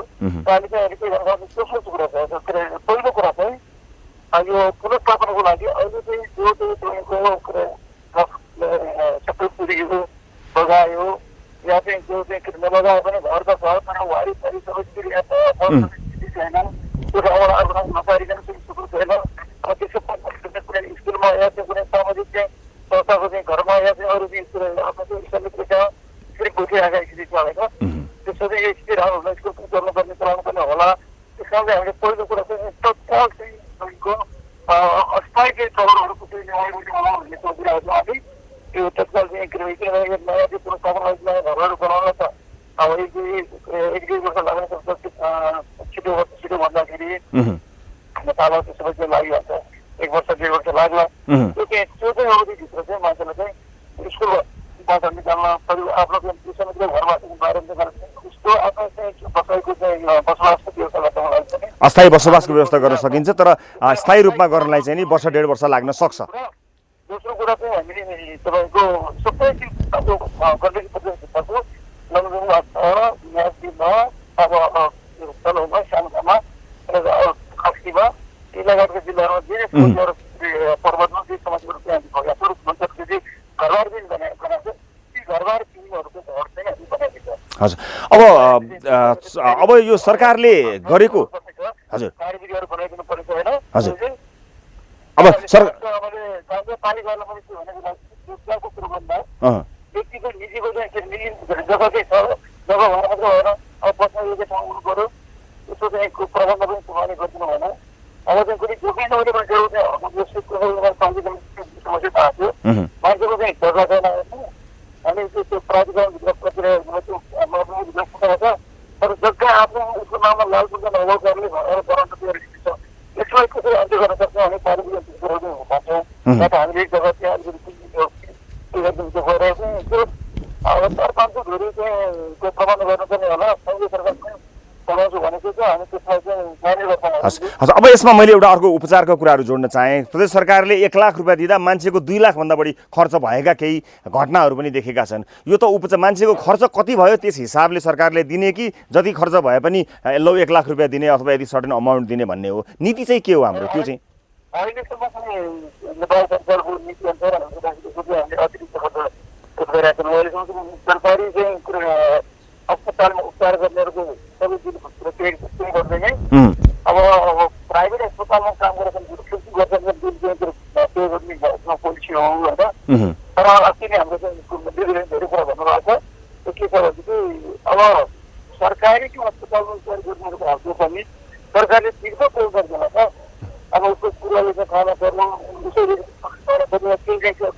औषधिहरू लिनुपर्ने हुनसक्छ गरेर स्कुलमा गएको पनि ल्याइदियो भन्ने रहेछ। त्यो सबै किन्नको लागि पैसा छैन, त्यसको लागि चाहिँ सरकारले अतिरिक्त प्रदेश सरकारले अतिरिक्त खर्च उपचारको खर्च तिर्नु पऱ्यो भनेको। त्यसमा पनि यो चाहिँ बाढी पहिरोको कारणले बिरामी घोडाले घाइते गरेपछि उपचार गर्नु परेको छ। अब धेरै चाहिँ बिरामी धेरै नआयो भने हामी सायद त्यो सबैको चाहिँ खर्च जोड्ने कुरा हामी सोच्न सक्छौँ। त्यसरी मैले सोचिरहेको छु, त्यो खर्च चाहिँ हामी जोड्छौँ। तर त्यो अर्को चाहिँ समस्या के छ भने एकदमै महँगो अस्पतालमा गइहाल्ने मान्छेहरू निजी अस्पतालमा गइहाल्ने लगानी पनि खर्च अलिक अत्याधिक देखिएको छ। त्यस कारणले गर्दाखेरि त्यसमा पनि हामीले चाहिँ गर्नुपर्ने। अब मेरो अन्तिम चाहिँ अब जस्तो यो विशेष गरेर कोरोना चाहिँ यो कोभिड-19 को टेस्ट PCR टेस्टको कुराकानी गरौँ। त्यो टेस्ट सङ्कलन मात्र धेरै भयो, रिपोर्टहरू आएको छैन, सङ्कलन मात्र राखिरहने कि रिपोर्ट पनि दिने भनेर पनि धेरैले गुनासो गर्नुभएको छ। यति लामो समयसम्म धेरै लामो समयसम्म चाहिँ यो रिपोर्ट होल्ड हुनुको कारण के हो र यसलाई कहिलेसम्म छिटोभन्दा छिटो रिपोर्ट बाहिर ल्याउन सकिन्छ? हजुर हजुर अनि हाम्रो चाहिँ यहाँ चाहिँ तपाईँको PCR मेसिन छ, त्यो तपाईँको अन्य पोर्टेबल PCR खाने गरेर बन्द गरेर नेपालको के छ कसलाई हामी बन्द गरेर राख्छौँ। त्यसैले हामीले लगातार चाहिँ त्यो दुईवटा खोज गरेर आफूले अहिलेसम्म नेपाल सरकार हाम्रो पहुँचेन अनि आफ्नो नेटवर्कमा चाहिँ तपाईँको टेक्निक गर्ने खोज गरेर हाम्रो चाहिँ हामीले योजना बनायौँ त्यो एक असल गाउँभित्र चाहिँ टुरिस्टिक सहर मान्छे गण्डकी प्रदेशमा यिनीहरूको उपचारको प्रबन्ध गर्नुपर्छ तिनीहरूको स्वास्थ्य परीक्षणहरू चाहिँ डिसिएसको प्रबन्ध गर्नुपर्छ एउटा योजनाबद्ध रूपमा चाहिँ मागेको तर हाम्रो त्यो तपाईँले भने जस्तो चाहिँ अलिक पूर्व पनि चाहिँ पूर्व भएको गर्दाखेरि अब त्यहाँदेखि मान्छेहरू धेरै आइदियो त्यसमा पनि कस्तो के हो भनेदेखि हाम्रो गाउँपालिका नगरपालिकाको त्यो भिटिएम चाहिँ बजारमै खरिद गर्न पाउने भयो भने उहाँले भिटिएम खरिद गरेर धनाधन चाहिँ तपाईँको ऱ्यान्डमली चाहिँ एकदम के अरे म्यासिभली स्वाद कलेक्सन गर्दै चाहिँ हाम्रो चाहिँ ल्याबमा पठाउँदाखेरि हाम्रो चाहिँ त्यही बेला चाहिँ हाम्रो ल्याबले चाहिँ तपाईँको एकदम आफ्नो चाहिँ स्पिडमा काम गर्न नसक्दाखेरि हाम्रो 25,000 पनि पहिला भएको पुगेको थियो त्यसले गर्दाखेरि चाहिँ कतिपय क्वारेन्टाइनमा बसेको मान्छेहरू 14 दिन भित्रदेखि पनि हामीले रिपोर्ट दिन नसक्दा बढी चाहिँ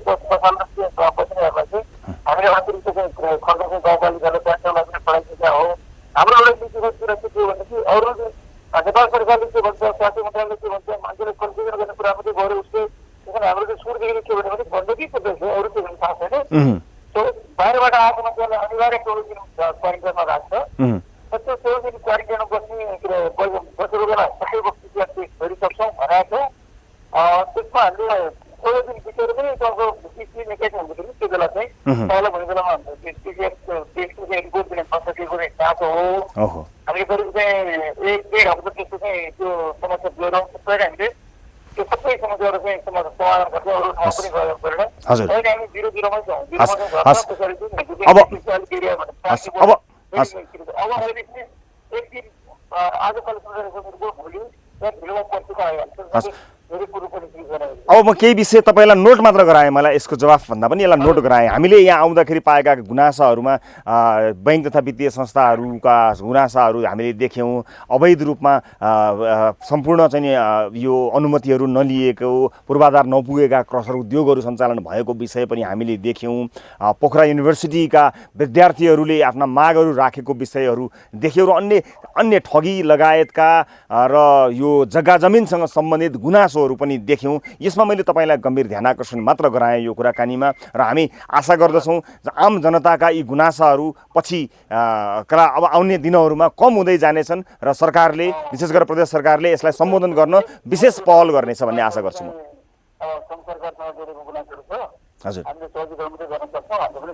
हजुर हस् धेरै धेरै धन्यवाद यहाँलाई मुख्यमन्त्रीज्यू समय र जानकारीका लागि यहाँलाई धेरै धेरै धन्यवाद मुख्यमन्त्री पृथ्वी सुब्बा गुरुङसँग हामीले कुराकानी गऱ्यौँ दर्शक महानुभावहरू समग्र विशेष गरेर पर्यटनलाई लिएर अनि पछिल्लो समयको पहिरोलाई लिएर हामीले कुराकानी गऱ्यौँ र केही कोरोनाका विषयलाई पनि समावेश गरी यो विषयलाई यी समग्र विषयमा हामीले कुराकानी गऱ्यौँ हामी आशा गर्दछौँ यो कुराकानीले विभिन्न क्षेत्रलाई समेट्नेछ अब आजको अर्को विषयतर्फ म लिएर जान चाहन्छु दर्शक महानुभावहरूलाई कोरोना महामारीमा विश्व स्वास्थ्य सङ्गठन तथा नेपालकै स्वास्थ्य मन्त्रालयले समेत क्वारेन्टाइन व्यवस्थापनका आफ्नै मापदण्ड बनाएका छन् स्वास्थ्य मन्त्रालयका अनुसार आइतबारसम्म देशभर 17,903 जना क्वारेन्टाइनमा छन् तर हामीले अहिले कास्कीको माछापुछ्री गाउँपालिकाको वार्ड नम्बर 4 स्थित जनजागरण आधारभूत विद्यालयको क्वारेन्टाइनमा रहेको एक्ला व्यक्तिको बारेमा कुराकानी गर्न गएका छौँ जसलाई हामीले आज भेटेका थियौँ अर्थात् सिङ्गो क्वारेन्टाइनमा उनी एक्लै थिए 15 दिनदेखि क्वारेन्टाइनमा बसेका उनलाई यो अवधिमा न कुनै सुरक्षाकर्मीले सुरक्षा दिए न कुनै स्वास्थ्यकर्मीले स्वास्थ्य परीक्षण नियमित रूपमा गरे वैदेशिक रोजगारीका लागि दुबई पुगेका उनी रोजगारी गुमेपछि सरकारले गरेको नाम मात्रैको उद्धारमा महँगो टिकट शुल्क तिरेर नेपाल आए तर घरको ढोक्कैमा पुगे पनि क्वारेन्टाइनमा बस्दा भने उनी एक्लो भए कोरोनाको डरभन्दा अन्य सङ्क्रमण र मानसिक तनावबाट उनले 15 दिन कटाएका छन् उनलाई भेटेर हामीले तयार पारेको यो रिपोर्ट हेर्नुहोस् उनी कास्की माछापुछ्री गाउँपालिकाका श्याम बहादुर सार्की असार 27 गते दुबईबाट नेपाल आएका उनी 16 दिनदेखि विद्यालयको क्वारेन्टाइनमा छन् सुरुमा एकजना साथीसहित विद्यालयको क्वारेन्टाइनमा बसेका उनी अहिले एक्लै बसेको 1 हप्ता बढी भयो कोरोना र लकडाउनका कारण दुबईमा अल्पत्रेका उनी सरकारले गरेको चार्टर फ्लाइट मार्फत चर्को भाडा तिरेर नेपाल आए जसोतसो नेपाल आएका उनलाई आफ्नो गाउँ पुग्दा प्रहरी प्रशासन र जनप्रतिनिधिले क्वारेन्टाइनमा बस्न भनेपछि उनी जनजागरण आधारभूत सामुदायिक विद्यालयको क्वारेन्टाइनमा बसे श्याम बहादुर क्वारेन्टाइनमा बसेको 16 दिन पुरा भयो यो ठूलो विद्यालयमा उनी उनी एक्लै बसेका छन्।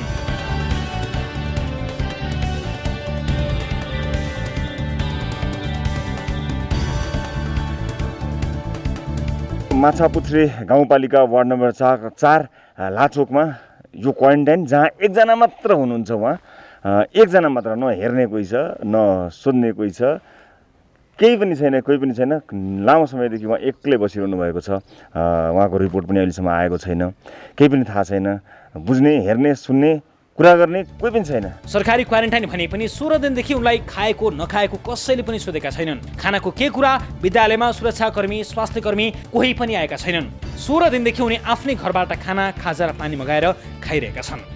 यो एक्लै फिल गर्दा घरिघरि यस्तो जिन्दगी हामी किन जिउँ? हामी परदेशमा यस्तो जिन्दगी जिउँछ, परदेशमा कति फ्यासिलिटी दिन्छ, कोरोना लगाएको मान्छेलाई कति रिस्पेक्ट गर्छ। तर हामी त कोरोना पीडित त होइन पहिलो प्रथम, तर रिपोर्ट ढिलो आयो भने नि अझै 2-4 दिन बसौँ होला, त्यो त कुनै प्रब्लम छैन। यहाँ एक्लै फिलिङ गर्दाखेरि सुत्नलाई लास्टै टेन्सन होइन। गर्मी अब तपाईँ आइसक्नुभयो, यहाँको भोगिसक्नुभयो, गर्मी छ, यस्तो टिनको हावा, कतैबाट हावा आउँदैन, ढोका लाएर राति सुत्नु पऱ्यो, एक्लै हो सुत्ने होइन। सुत्दाखेरि केले टोक्छ शरीरभरि होइन, त्यस्तो अवस्था भयो सर। श्यामबहादुरको घर उनी क्वारेन्टाइनमा बसेको विद्यालय नजिकै छ। स्थानीय जनप्रतिनिधिले घर नजानु भनेपछि उनी घर गएनन्। तर उनको प्रश्न छ, सरकारले क्वारेन्टाइनमा केही पनि व्यवस्था नगर्ने भए किन विद्यालयको क्वारेन्टाइनमा राखेको? 7 गते PCR परीक्षणका लागि स्वाब दिएका उनले अहिले PCR रिपोर्टको पर्खाइमा छन्। क्वारेन्टाइनका अवस्थाहरूको बारेमा हामीले धेरै पटक रिपोर्ट पनि देखाएका हौँ र यो एउटा नमुना क्वारेन्टाइन जहाँ एकजना मान्छे बसिरहनु भएको छ। अब उहाँले आफ्ना जति पनि क्राइटेरियाहरू छन् अथवा गाइडलाइन्स फलो गरे तापनि परिवारले खाना ल्याइदिने, लगिदिने कार्य जस्तो र त्यसलाई यहाँ हेर्ने, अनुगमन गर्ने मानिसहरू कोही पनि रहनु भएको छैन। एक्लै बस्दाखेरिको अप्ठ्यारोहरू त आफ्नो ठाउँमा छँदैछ, तर कोही न कोही, कतै न कतै, चाहे सुरक्षाकर्मी होस् या चाहे निगरानीकर्ता कोही होस्, कसै न कसैको यहाँ उपस्थिति जरुरी थियो रिपोर्ट उहाँको नआउन्जेलसम्म। तर आफैलाई उहाँले एउटा अनुशासनभित्र राखेको बताउनु भएको छ, राख्नु पनि भएको छ। तर यसरी एकजना व्यक्तिलाई यसरी यहाँ राखिरहँदा घटीमा पनि कोही हेर्ने, विचार गर्ने, स्वास्थ्य केही भइहाल्ला कि भनेर रहने एउटा मान्छे स्थानीय सरकारले व्यवस्था गरिदिनु पर्थ्यो जस्तो हामीलाई लाग्दछ। बाँकी हामीले यो कुराकानी दर्शकहरूलाई प्रस्तुत गऱ्यौँ, दर्शकहरू आफैले मूल्याङ्कन गर्नुहोला। दर्शकहरू, यो विषयमा छोटो कुराकानी गर्न यतिखेर टेलिफोन सम्पर्कमा हुनुहुन्छ माछापुच्छ्रे गाउँपालिकाका अध्यक्ष कर्ण गुरुङ। अध्यक्ष नमस्कार, स्वागत छ यहाँलाई कार्यक्रममा। धन्यवाद, नमस्कार। हजुर, हामीले छोटो जानकारी मात्र यहाँलाई लिन खोजेको। एकजना व्यक्ति मात्र क्वारेन्टाइनमा उहाँ बस्नुभएको रहेछ, 15 दिनदेखि उहाँको रिपोर्ट पनि आएको रहेनछ। उहाँ त यो कोरोना भन्दा पनि मानसिक तनावमा छु म, एक्लै, न कसैले हेर्छ, न कोही सुरक्षाकर्मीहरू छन्, एक्लै बस्नु परेको छ भनेर भनिरहनु भएको छ। यसबारेमा के छ, कसो छ, रिपोर्ट किन नआएको, केही जानकारी लिन सक्छु कि?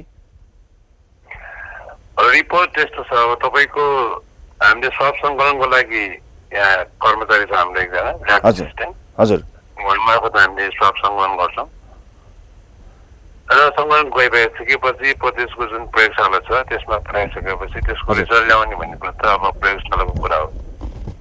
कतिपय केसमा हाम्रो 3 दिनमा नै आएको छ, कतिपय केसमा हामी 10 दिन पनि कुर्नुपर्ने अवस्था छ। उहाँको केस चाहिँ यतिखेर नै आउँछ भन्ने कुरा हाम्रो बसमा भएन। भनेको उहाँको केस चाहिँ तपाईँहरूले कुर्नु परेको, अब उहाँ रिपोर्ट नआएको केस हो? हजुर।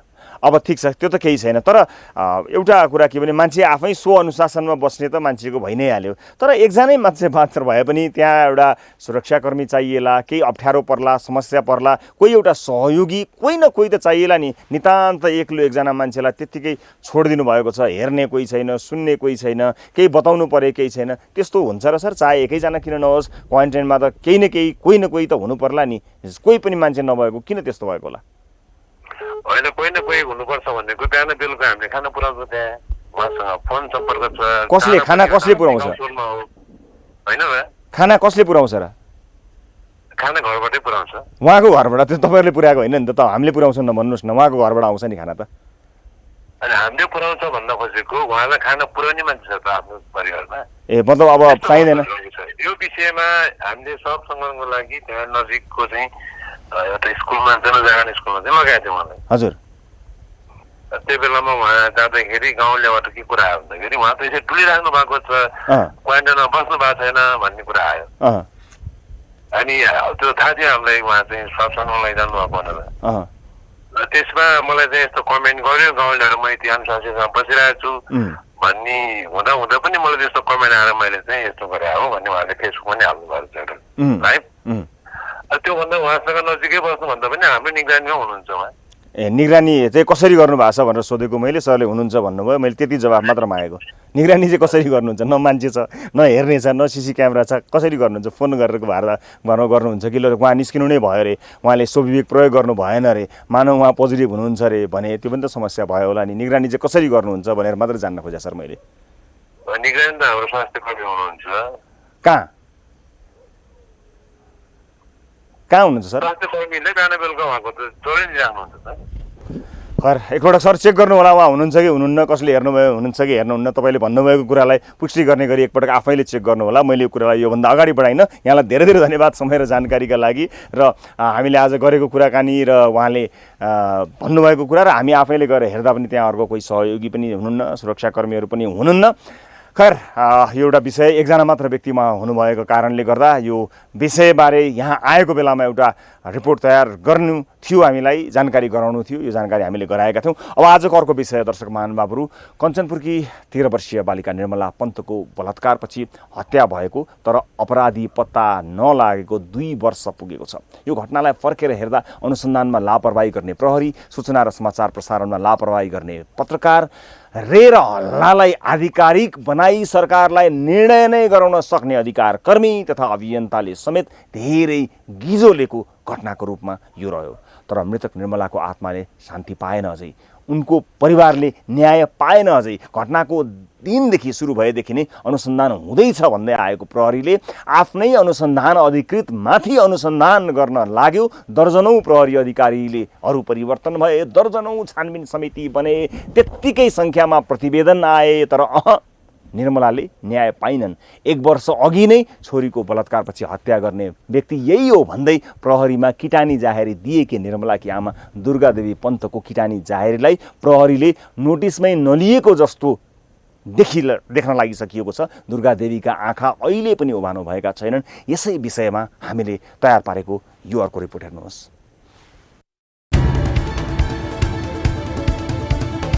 बलात्कारपछि हत्या भएकी कञ्चनपुरकी 13 वर्षीय निर्मला पन्तको शव भेटिएको 2 वर्ष पुगेको छ। त्यसै दिनदेखि सुरु भएको प्रहरी अनुसन्धान अहिले पनि 0 लेभलमै छ। सुरुमा स्थानीय प्रहरीले देखाएको उदासीनता र लापरवाही अनि तत्कालीन प्रहरी नेतृत्वको असक्षमता मात्र होइन, हल्ला र रेगको आधारमा सामाजिक सञ्जालमा फैलाइएको अफवाह र त्यसैका आधारमा मिडियामा आएका समाचारहरूले पनि यो घटनालाई गिजोल्यो। बम दिदीबहिनीहरूमाथि फैलाइएका अनेक हल्ला झुट र हल्ला मात्रै प्रमाणित भए। बम दिदीबहिनीले नेपाल मानवाधिकार सङ्गठन ह्युरोन, पत्रकार खेमभण्डारी र भक्ति फुलार विरुद्ध अदालतमा हालेको गाली बेइज्जती मुद्दा अहिले पनि चलिरहेको छ। यो घटनामा भिआइपी अपराधी रहेको र त्यसलाई जोगाउन प्रहरीले सबै गरेको हल्ला फैलाइयो। तर कहिले भिआइपी कहिले भिभिआइपी अपराधी रहेको र नाम खुलाउँछु भन्दै घटनालाई ट्विस्ट एन्ड टर्न गराउने पत्रकार खेमभण्डारी अहिलेसम्म भिआइपी अपराधीको नाम खुलाउन सकेका छैनन्। डिएनएको विषय यो 2 वर्षमा धेरै स्पष्ट भएको छ। गृह मन्त्रालयले बनाएको छानबिन टुरेले यो घटनामा डिएनए दूषित भएकाले डिएनएबाट अपराधी पत्ता लगाउन नसक्ने प्रतिवेदन दिएको थियो। यो घटनामा अनेक पटक स्थानीय दिलीप सिंह विष्टले अपराध आफैले गरेको भन्दै स्वीकार्दै आएका छन्। सुरुमै सिआइबीको अनुसन्धान टोलीसँग अपराध स्वीकार गरेका उनले त्यसपछि पनि गाउँ टोलमै अपराध स्वीकार गरेको भिडियो फुटेज प्राप्त भइरहन्छन्। निर्मला पन्तकी आमा दुर्गादेवी पन्तले दिलीप सिंह विष्टले नै कसुर गरेको भनी जिल्ला प्रहरी कार्यालय कञ्चनपुरमा किटानी जाहेर दिएको वर्ष दिन पुग्दा पनि दिलीप सिंह विष्टमाथि पुनः अनुसन्धान गर्ने आँट प्रहरीले गरेको छैन। अपराधी संरक्षण र विषयान्तरका लागि अनेक हत्कण्डा भएको निर्मला पन्त प्रकरणमा प्रहरीले अनुसन्धान गरिरहेका छौँ भन्ने बाहेक अरू जवाब दिएको छैन। बरु अनुसन्धानमा खटिएका प्रहरी नै निलम्बन, बर्खास्त र अदालतमा मुद्दा खेप्न बाध्य भएका छन्। दर्शक महानुभावहरू, यस विषयमा हामीले धेरै व्यक्तिहरूसँग कुराकानी गरिरहेका छौँ। यहाँ प्रश्नहरू त धेरै छन् तर जवाफहरू कहीँ कतै केही पनि छैन। त्यसकारणले फगत प्रश्नहरू मात्र जवाफ नपाउँदै सिलसिला चलिरहँदा प्रस्तुत गर्नुको के अर्थ रहन्छ र? तर यो प्रश्न इतिहासले सधैँ सोधिरहनेछ। एउटा व्यक्तिले एउटा कार्यक्रममा अथवा कुनै ठाउँमा सञ्चार माध्यममा कुनै चोकमा सोधिएको प्रश्नको मात्र कुरा होइन, यो राज्यले जवाफ दिनुपर्ने एउटा गहन प्रश्न हो। यसलाई अनुत्तरित राखिरहँदा लाज लाग्नुपर्ने अवस्थाको सृजना हुन सक्दछ। हामीले केही व्यक्तिहरूसँग कुराकानी गर्ने प्रयास भने गऱ्यौँ तर सफल हुन सकेनौँ। यस विषयलाई निरन्तर हामीले फलो गरि नै रहेका छौँ र यस विषयलाई लिएर अन्य रिपोर्टहरू पनि आगामी दिनमा पक्कै पनि प्रस्तुत हुन्छौँ। काठमाडौँ स्टुडियो पुगेपछि यसबारेमा थप जानकारीहरू समेत प्रदान गर्ने र थप फलोअपहरू समेत गर्ने हामीले निधो गरेका छौँ। गण्डकी प्रदेशबाट हामीले आजको यो कार्यक्रम प्रस्तुत गरेका हौँ। हामी हाम्रो अर्को एपिसोड पनि गण्डकी प्रदेशबाट नै प्रस्तुत हुन्छ र आदरणीय दर्शक महानुभावहरू, गण्डकी प्रदेशको राजधानी पोखराबाट हामीले आजको कार्यक्रम प्रसारण गऱ्यौँ। हामीलाई सहयोग गर्ने होटल पोखरा गुडविललाई विशेष धन्यवाद दिन चाहन्छौँ। हामीलाई इन्टरनेट उपलब्ध गराउने वर्ल्डिङ इन्टरनेटलाई विशेष धन्यवाद दिन चाहन्छौँ। साथै ब्युरो स्थित क्यामेरा पर्सन लोकेन्द्र मानन्दर, तनहु स्थित टिभी जर्नलिस्ट सवेन लामिछाने, म्याग्दी स्थित TV journalist Harikrishna Gautam, Gandaki bureau प्रमुख Uttam Paudel, visual editor Gyanendra Lamichhane, camera person TV journalist Anil Dhungel, TV journalist Bishnu Dhungana, TV journalist Yubaraj Khadel, कार्यक्रम प्रोड्युसर दीपक बोहराको साथमा आजको कार्यक्रम सिधा कुरा जनतासँगको यो श्रृङ्खलाबाट सम्पूर्ण दर्शकहरूमा 10 औँला जोडेर नमस्ते रवि लामिछानेको।